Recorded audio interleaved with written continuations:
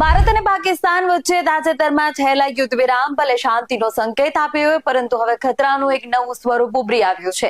આ વખતે દુશ્મન ભારતીય નાગરિકોને બંદૂકોથી નહીં, પરંતુ મોબાઈલ ફોન દ્વારા નિશાન બનાવી રહ્યું છે.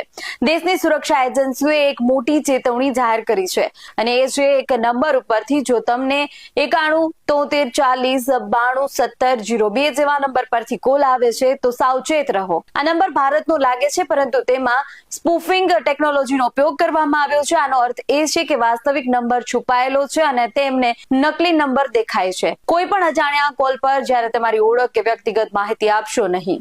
ફોન કરનાર ગમે તેટલો વિશ્વાસપાત્ર લાગે, તેના શબ્દો પર આંધળો વિશ્વાસ ન કરો. જો તમને કોલ વિશે કોઈ શંકા હોય તો તરત જ કોલ ડિસ્કનેક્ટ કરો અને નંબર બ્લોક કરો. કૃપા કરી આવા કોલ્સની જાણ નજીકના પોલીસ સ્ટેશન અથવા સાયબર ક્રાઇમ પોર્ટલમાં જાણ કરો. જે પોર્ટલ છે https:/cybercrime.government.in ને જાણ કરો.